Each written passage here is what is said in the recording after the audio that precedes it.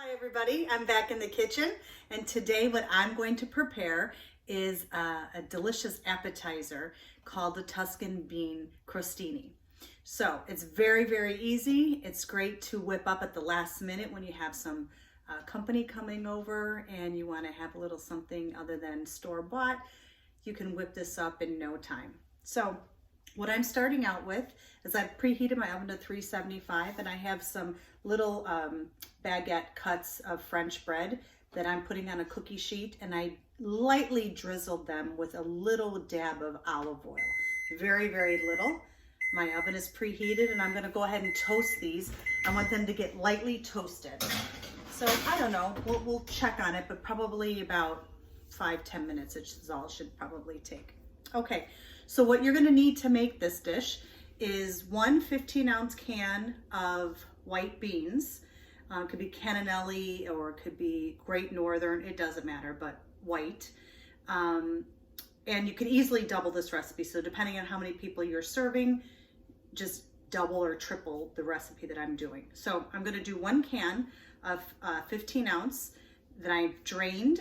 I'm not rinsing them because I want some of the flavor that's in the beans. So I'm just going to drain them. And what I have, you need one large clove of garlic, and I have a couple of little ones. So what I'm going to do is just chop these up. So what I like to do is, if you ever notice when you have your the bulbs of garlic, sometimes you'll see like the green coming out of the actual clove. And what that is it's starting to turn bitter. And so, but it's still good. Don't throw out the entire bulb of garlic. So what I do is I cut them in half. And if you can see, you see how the green is getting ready to sprout?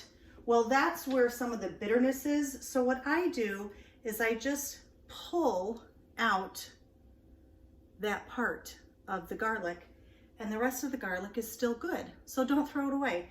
So I'm going to pop these little green stalks, or whatever you want to call them. And I'm going to do, like I said, I have a couple of little ones here. So, and I like a lot of garlic. So of course you could do more, but because I'm only doing one can, you certainly don't want to do too much garlic. So I have my microplane, and this is the like medium grade. And so I'm going to grate, and it is a little hard once you've cut the garlic to do this. So just be careful that you don't grate your fingers.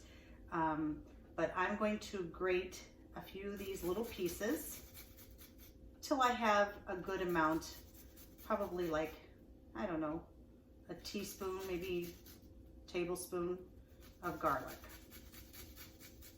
Okay, so as you can see, I've got it inside here. So this is probably a tablespoon of garlic.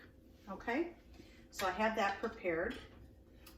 I'm going to put 2 tablespoons of olive oil, good olive oil, in the frying pan. And then I have a handful here of fresh rosemary. And so you want to chop this really fine, like mince it. You need a tablespoon. So I can't tell you how much rosemary, but a few stalks, and just chop them as finely as possible, because you don't want to be eating big chunks of rosemary.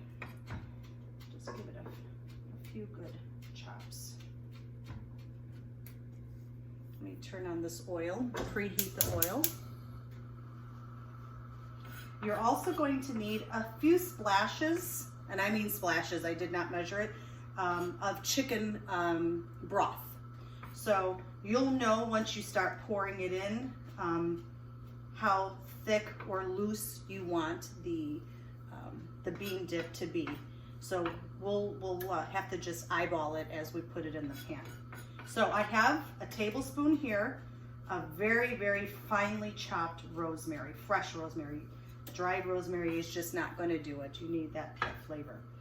And then you also need a lemon, a small lemon, but you're going to use the zest. So I have a half a lemon here that I had cut that is still good. So I've washed the outside, and I'm going to zest at least a tablespoon of lemon zest.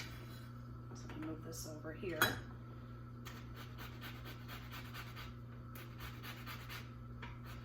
I enjoy appetizers more than I enjoy eating a meal sometimes. So if you can get a couple of these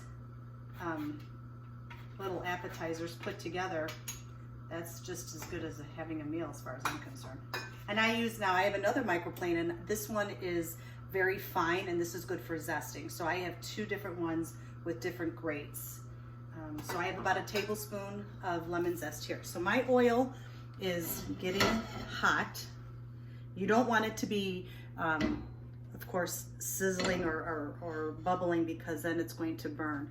So the very first thing that we're going to do is I'm going to cook the garlic, okay? You want your heat at a low temperature so that the garlic doesn't burn. Okay. So I'm gonna show you really quick. I'm going to tilt the pan so that all the garlic is sitting in the oil. You don't want it to not be in oil, or it's going to burn, okay? So I'm just tilting the pan just a little bit so that the garlic is sitting in a puddle, as you can see. Just enough, maybe like 20 seconds, until the garlic starts to cook. You don't want it raw, okay? Camera fell.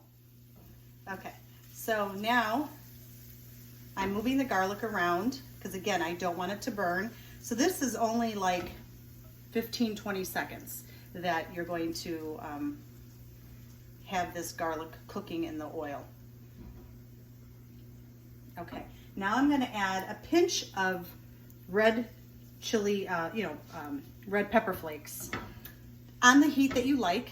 I probably put in like a quarter of a teaspoon. If you like it a little more pungent, then I would maybe do a third, or no more than a half, because you're only doing a can of beans, so you don't want to do too much. And I'm going to let that cook in with the garlic. Again, my pan is tilted to the one side so that it's sitting in the oil, and it's not in the pan by itself, dried out. Okay, that's great. So now I'm going to take the beans that I have here drained, okay, and I'm going to throw them in the pan.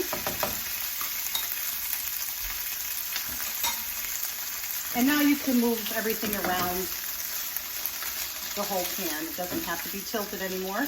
Just mix that around.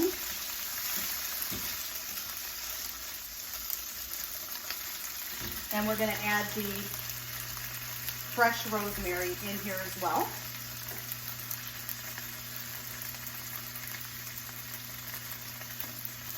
Oh, does that smell good already? Between the garlic and the rosemary, yum.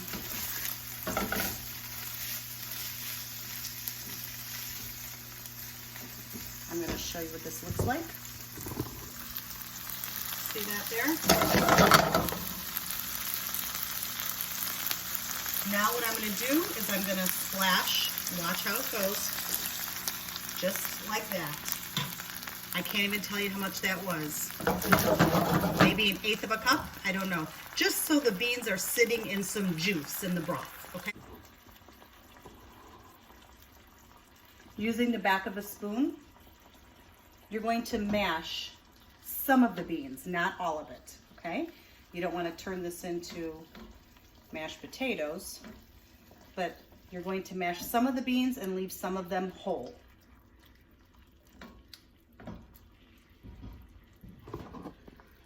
You see that there? I'm taking the back of the spoon and mashing part of it. Because you want this to be kind of chunky so that it spreads on the crostini.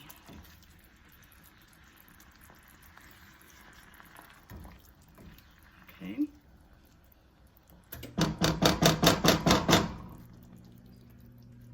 You don't want this to be soupy, so we're going to let that cook for a minute. Let me check our breads. And I'm going to give the bread another few minutes because it's just not quite as brown as I like it. You're going to let this simmer for about 5 minutes.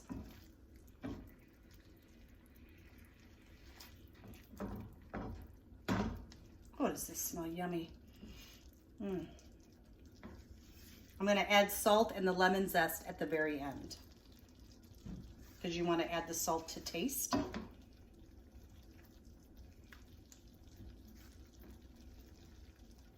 Okay, now I'm going to show you the consistency.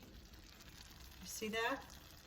It's kind of pasty, but yet there's still a lot of whole pieces. That's exactly what you want. Okay. And I have my my flame set at a medium low. And this is going to evaporate pretty quickly, the juice that's in the pan. So you may have to add another splash of chicken broth if it hasn't had a chance to cook. You want it to cook at least for 5-7 minutes so that the flavors get a chance to really get inside the whole dish. So if you have to, just add another splash at a time.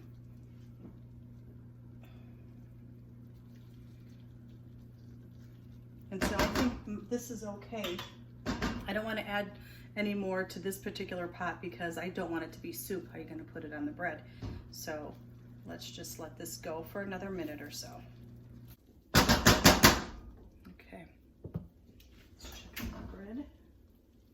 And I think this bread is good because I don't want it to burn, nor do I want to bite into a really hard piece of bread. Now, the great thing about doing this bread is if you have any flavored olive oil, then use that instead of plain just olive oil, which is what I did. I have a Tuscan flavored olive oil and I drizzled that on here.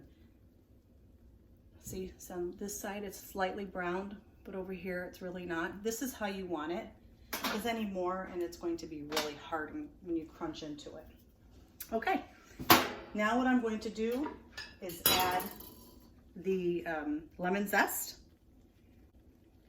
And lemon zest is very strong, so you might want to start out with a teaspoon and taste it, which is what I'm going to do, because a tablespoon might even seem to be a bit much. Maybe if I was double batching this, then the whole tablespoon would be good, but I'm thinking now that I look at it.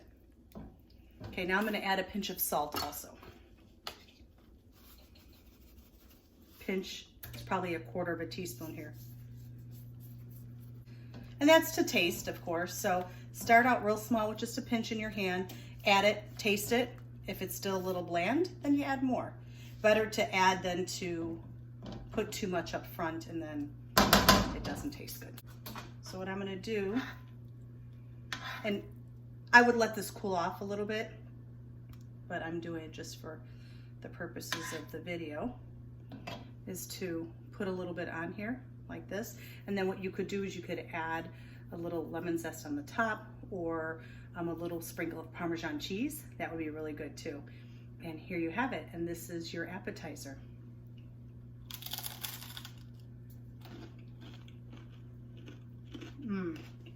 The lemon zest is perfect. And it really tastes good. That fresh rosemary, wow. It really pops a flavor in your mouth with that, but it's not overwhelming, which is good. So I would be careful and not do more than a tablespoon per can. I used a whole tablespoon of the fresh fresh rosemary. And me personally, I think it needs a little bit more salt, but other than that, it's delicious. I hope you try it. Next time you're having a little get together, you know, whip this up. You saw how fast this was? You can whip this up in no time before your company comes over. Enjoy, and please let me know if you make it and tell me what you think. Have a great day.